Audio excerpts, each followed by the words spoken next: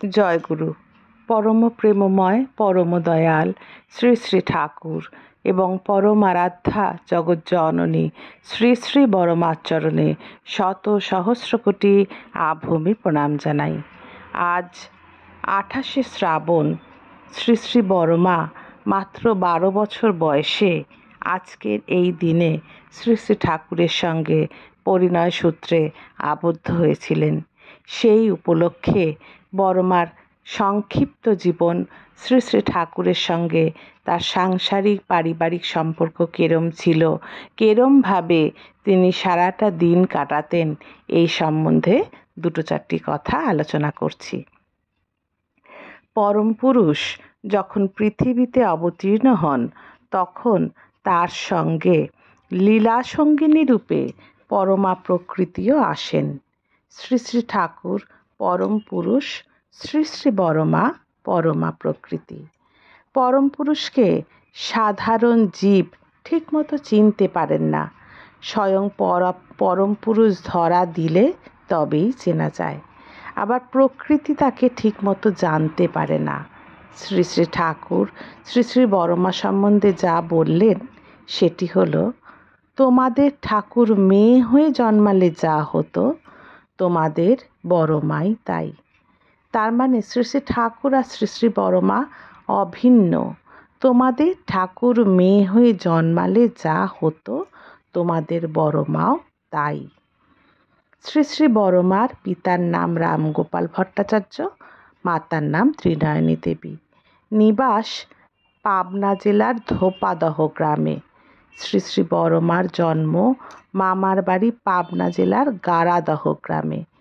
1301 সাল 14ই শ্রাবণ, ইংরাজি 1894 খ্রিস্টাব্দের 29শে জুলাই সোমবার।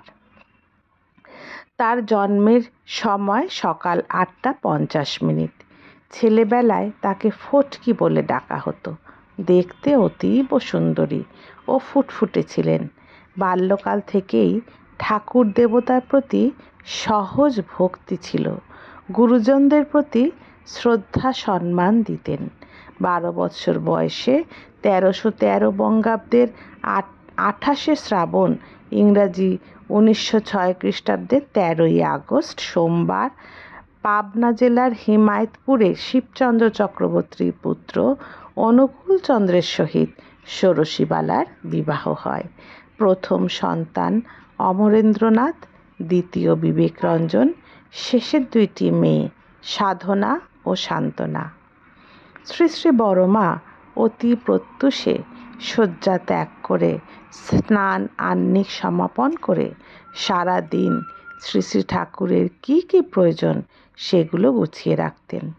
পানের ডিব্বায় সারা দিনে প্রয়োজন মতো পান সাজিয়ে রাখতেন। কোন কোন জিনিস শ্রী শ্রী ঠাকুর চাইতে পারেন তার সম্ভাব্য জিনিসগুলো সুন্দরভাবে গুছিয়ে রাখতেন। বাইরে থেকে গুরু ভাইয়েরা শ্রী শ্রী ঠাকুরের জন্য যা কিছু আনতেন, শ্রী শ্রী ঠাকুর সেগুলো শ্রী শ্রী বরমার কাছে পাঠাতেন। বলতেন, যা বড় বউকে দিয়ায়। কত পুত্রহারা জননী শ্রী শ্রী ঠাকুরের কাছে কাতরভাবে সন্তান প্রার্থনা করতেন। শ্রী শ্রী ঠাকুর সকলকে বরমার কাছে পাঠাতেন। শ্রী শ্রী বরমার আশীর্বাদে এইভাবে বহু নিঃসন্তান জননী পুত্র লাভ করেছেন। আমি মানে যিনি লিখছেন, এই গদ্যটি যিনি লিখছেন গুরুকিঙ্কর পাণ্ডে, তিনি বলছেন, একটিবার অসুস্থ মনোরোগী মাকে শ্রী শ্রী ঠাকুরের কাছে নিয়ে যাই। শ্রী শ্রী ঠাকুরের কাছে সেই মায়ের ব্যাপারে বলতে গেলে শ্রী শ্রী বললেন, বড় বউয়ের কাছে নিয়ে যা। শ্রী শ্রী বরমার সঙ্গে কি কথা হলো জানি না, দেখলাম মাটিকে তিনি বলছেন, শ্রী শ্রী ঠাকুর যতক্ষণ পার্লারে বসে থাকবেন তুমি তার কাছে বসে নাম করবে, তিনি উঠে গেলে তুমি যাবে, আবার বিকেলেও তাই করবে। মাটি প্রায় 1 মাস ছিল নিষ্ঠা সহকারে 2 বেলা শ্রী শ্রী ঠাকুরের সামনে বসে নাম করত। তারপর ওই মাটির ভজন দীক্ষা হয়। বর্ধমান নারুগ্রামের পঞ্চানন সামন্তের মা একটি নাতিকে নিয়ে শ্রী শ্রী ঠাকুরের কাছে এসেছেন। ছেলেটি ভালো করে হাঁটতেও পারে না, কথাও বলতে পারে না। শ্রী শ্রী ঠাকুর বড়মার কাছে ওই মাটিকে পাঠালেন। শ্রী শ্রী বড়মা অনেকক্ষণ ধরে ওই বালকটিকে দেখলেন। পরে গভীর শ্বাস ছেড়ে বললেন, ওই ছেলেটিকে নিজের হাতে ইষ্টভীতি করাবে। শ্রী শ্রী ঠাকুরের দয়ায় ও কথাও বলবে, হাঁটতেও পারবে। 1 বছর পর পঞ্চানন্দা ছেলে নিয়ে শ্রী শ্রী বড়মার কাছে এসে প্রণাম করলে তাকে জিজ্ঞেস করাতে তিনি জানালেন, ছেলে তার দয়ায় হাঁটছে, কথাও বলছে। এই কথা বলতে বলতে দাদার দুই চোখ আবেগে জলে ভরে গেল। শ্রী শ্রী বড়মা খেলাধুলাও পছন্দ করতেন। মায়েদের সঙ্গে তাস খেলতেন। ধীরুদা একবার রেডিওতে ক্রিকেট ভাষ্য শুনছিলেন, ভারতের খেলা। শ্রী শ্রী বড়মা জিজ্ঞাসা করলেন, কারা ব্যাট করছে, কে ব্যাট করছে? ধীরুদা বলল, ও নীল করছে। শ্রী শ্রী বড়মা বলে উঠলেন, ঠাকুর, অনিল যেন আউট না হয়। ধীরুদা বললেন, মা, ও তো সাহেব, ও নীল, অনিল নয়। হেসে বড়মা আবার বলছেন, ঠাকুর, ও যেন আউট হয়। তিনি ঠাকুরকে কী চোখে দেখতেন সেই সম্বন্ধে 2-1টি কথা বলছি। 15ই আশ্বিন 1360 শুক্রবার, ইংরাজি 2-10-1953 সাল। আদিনাথ মজুমদার শ্রী শ্রী ঠাকুরের স্বার্থের পরিপন্থী একখানি আমমুক্তারনামা লেখক ছিলেন। পূজনীয় খেপুদা পাবনার এনায়েত বিশ্বাসকে উক্ত আমমুক্তারখানা দেন। আদিনাথদাকে যখন জিজ্ঞাসা করা হয় কেন তিনি এমনতর লিখলেন, তাতে তিনি বললেন, আমি সকলকেই সমান মনে করি। খেপুদা ঠাকুরের ভাই, তিনি বলেছেন তাই লিখে দিয়েছি। সকলকে সমান মনে করি, এই কথায় শ্রী শ্রী বড়মা খুব ব্যথিত হলেন। তিনি আদিনাথদাকে তিরস্কার করে বলতে থাকেন, ঠাকুর আর ঠাকুরের অন্যান্য সবাই সমান, এই কথায় আমি বড় ব্যথা পেয়েছি। ঠাকুরের সঙ্গে কার তুলনা? ঠাকুরের বউ, ছেলে, ভাই বা বোন যেই হোক না কেন, ঠাকুরের কেউ হলেই ঠাকুরের সমান হয়ে যাবে? ঠাকুরের কোনো বৈশিষ্ট্য নেই, তবে তার কাছে আসা কেন? আমি তো প্রায় 50 বছর ধরে তার সঙ্গে আছি। 12 বছর বয়সে এই সংসারে এসছি, আজ আমার বয়স 60 বছর। এই 50 বছর তার কাছে থেকেও তো তার কড়ে আঙুলের যোগ্যও হতে পারিনি, তার গুণের কানা করিও আমি পাইনি। তার সঙ্গে কাউকে সমান করতে দেখলে আমার বড় লাগে। তুই বিষয় সম্পত্তির লেখাপড়া যা করেছিস সেই জন্য তো আমি তোকে কিছু বলছি না, কিন্তু এমন দিব্য জ্ঞান তোর খুলে গেছে, এমন পরমহংস হয়ে গেছিস তুই যে সকলকে তুই ঠাকুরের সমান দেখিস, তাতেই আমি অবাক হয়ে গেছি।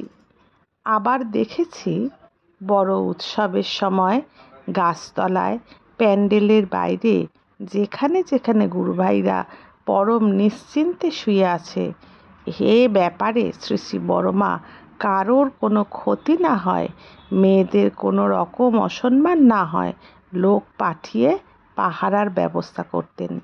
না, আর্য নারীর যা আসল রূপ সব তার মধ্যে ছিল। সব সময় তিনি মাথায় ঘোমটা দিয়ে রাখতেন। চওড়া লাল পাড় শাড়ি, হাতে শাখা, সিঁথিতে সিঁদুর, কপালে টিপ, পায়ে আলতা। এই বেশে তাকে দেখে চোখ ফেরানো যেত না। শ্রী শ্রী ঠাকুরকে দেখতাম, তিনি বড়মাকে কীরকম সম্মান দেখাতেন। বলতেন, তিনি সকলের মা, বিশ্বের মা। গরমের দিন শ্রী শ্রী ঠাকুরের বাইরে শোয়ার ইচ্ছা। তিনি বলতেই পারতেন, আজ থেকে আমার শোয়ার ব্যবস্থা বাইরে করবে।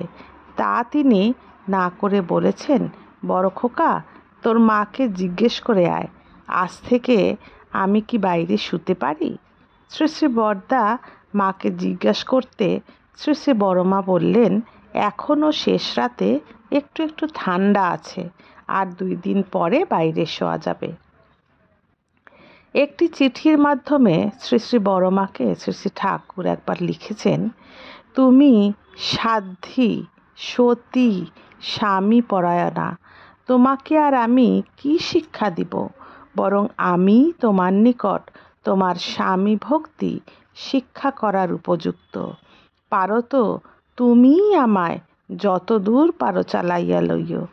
যে স্ত্রী স্বামীকে সাক্ষাৎ দেবতা জানিয়া স্বামী সেবা দেবসেবা মনে করিয়া স্বামীর সুখে সুখিনী, স্বামীর দুঃখে দুঃখিনী হয়, যে রমণী স্বামী ভিন্ন আর কিছুই জানে না, এমন দেবীর নিকট আমার অনেক শিক্ষার আছে। আজ এতটুকুই থাক। তাহলে শুনলেন তো শ্রী শ্রী ঠাকুর শ্রী শ্রী বড়মাকে কেমন চোখে দেখতেন। আবার আমরা শুনেছি শ্রী শ্রী বড়মা শ্রী শ্রী ঠাকুরকে কেমন চোখে দেখতেন। শুনে আমি ধন্য হলাম, শুনে আপনারাও নিশ্চয়ই ধন্য হলেন। ভালো লাগলে একটা লাইক দিয়ে দেবেন।